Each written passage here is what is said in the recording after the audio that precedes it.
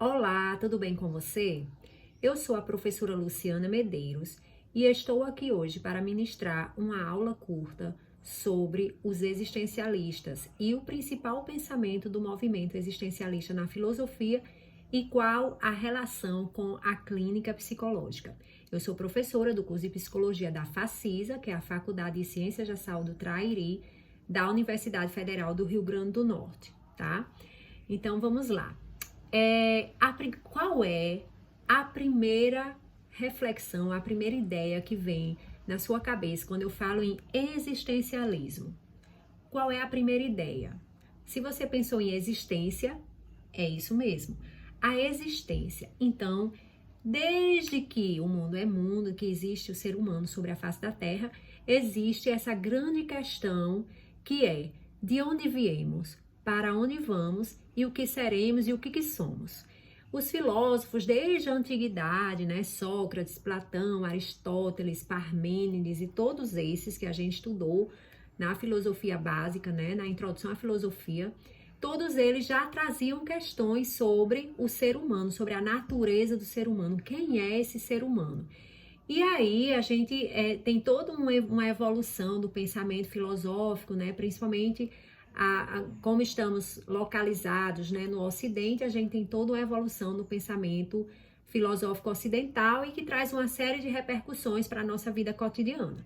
E aí vem, no século XX, né, os filósofos denominados de existencialistas. Mas, assim, o que é que eles pensavam, o que é que tem de diferente neles e por que eles são importantes para a clínica psicológica, mais especificamente a clínica fenomenológica? Então, eu vou conversar um pouquinho com vocês. A grande questão deles é: o que é a existência? Do que fala a existência? Quem é esse ser humano, essa pessoa que, além de ter um corpo biológico, além de ter uma série de mecanismos fisiológicos, anatômicos, que são semelhantes entre si, que funcionam, né, dentro dessas questões mais fisiológicas e biológicas, mas o que é que diferencia um ser humano do outro? O que é que faz uma pessoa pensar de uma forma diferente da outra? O que é que faz a gente ter aquele famoso livre-arbítrio, né? O que é que faz a gente levar a nossa vida para um determinado caminho ou para outro? Então, essas são as grandes questões que os existencialistas se fazem. E eles se fazem o tempo todo, né? O que é a vida? O que é a existência? Quem é o ser humano? O que é a subjetividade? Por que eu existo? O que faço da minha existência? E aí a gente tem uma série de filósofos, como Gabriel Marcel, filósofo francês, que foi um dos primeiros a usar esse termo, existencialismo.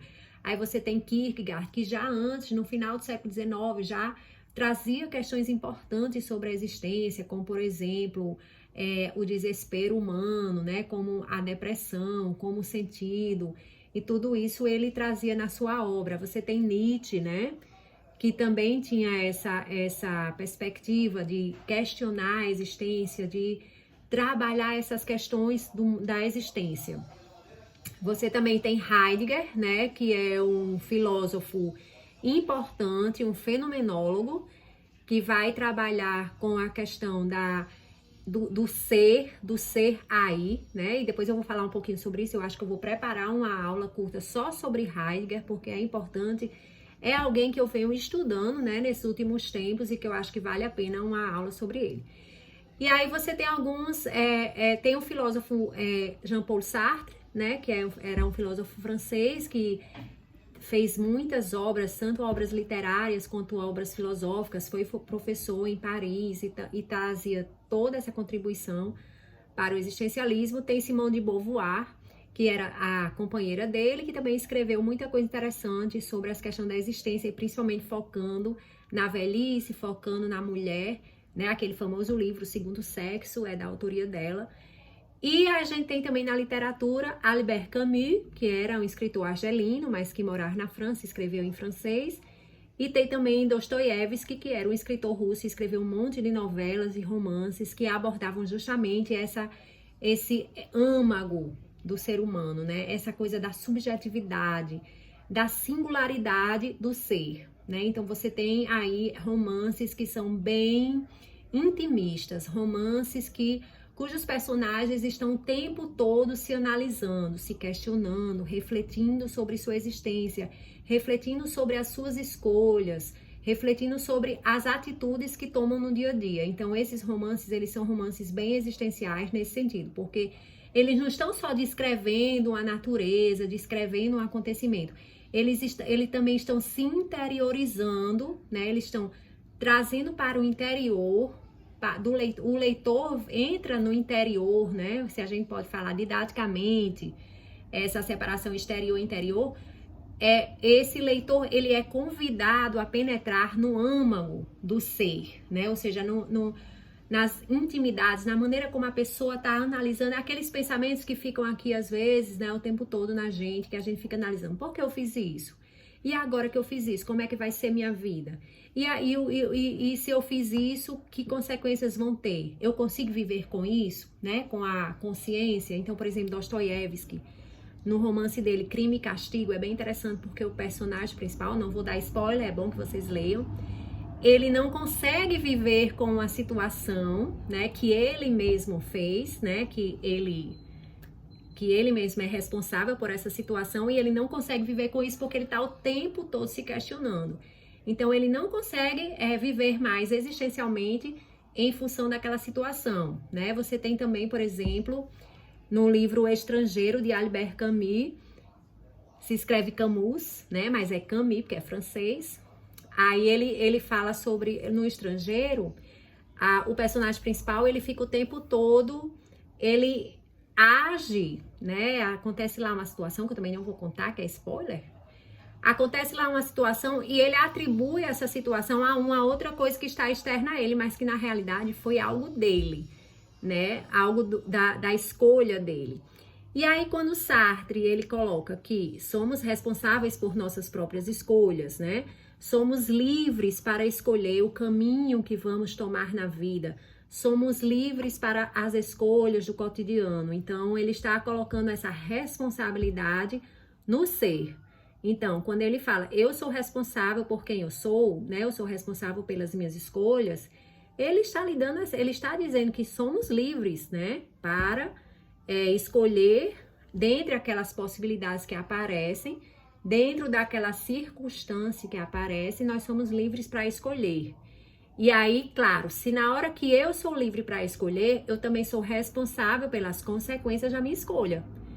Então, o existencialismo está sempre chamando a atenção para a responsabilidade por sua própria existência.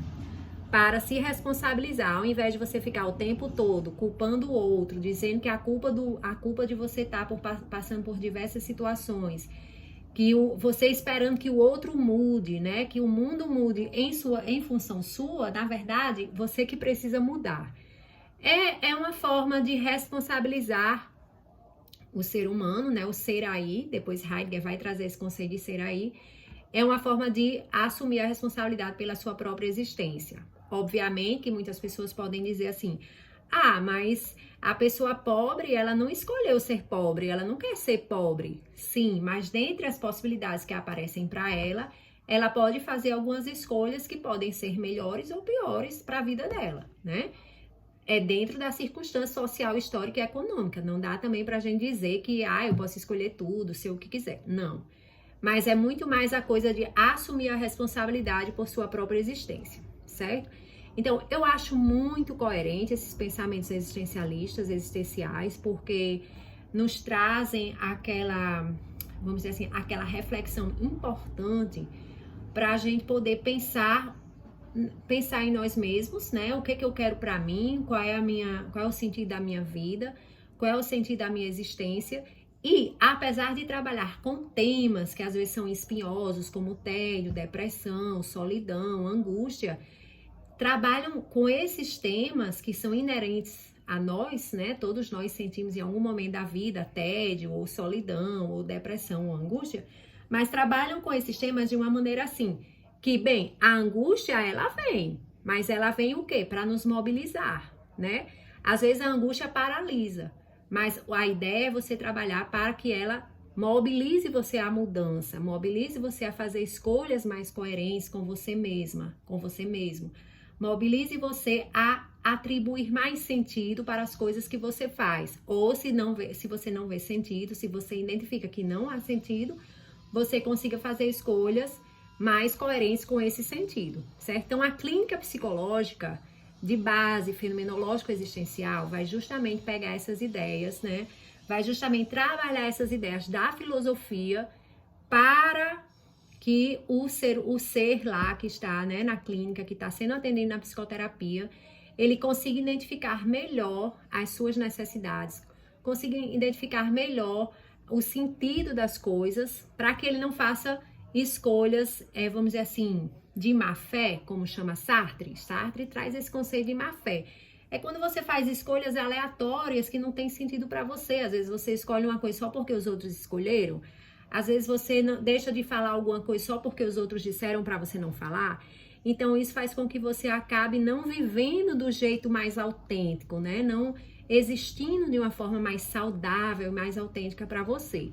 Então essa é a ideia, né, essa de uma forma bem geral, bem sintetizada. Eu falei aqui sobre algumas contribuições do pensamento existencialista para a clínica psicológica. Obviamente que para eu dizer o que eu disse, eu tive várias leituras ao longo desses 20 anos de psicóloga, tá? Então não é uma coisa assim fácil, tá? Parece fácil, mas não é fácil, exige leitura, exige se debruçar sobre esses conceitos, exige uma supervisão, a psicoterapia minha, né? Eu sendo cliente, e exige experiência, mas que o objetivo dessa aula curta é instigar você a procurar conhecer mais sobre esses autores, sobre esses filósofos, para que você entenda que a filosofia, a sociologia, a antropologia é extremamente necessária para a compreensão clínica, né, para o trabalho do psicólogo e da psicóloga na clínica, certo? Então, eu falei aqui de Gabriel Marcel,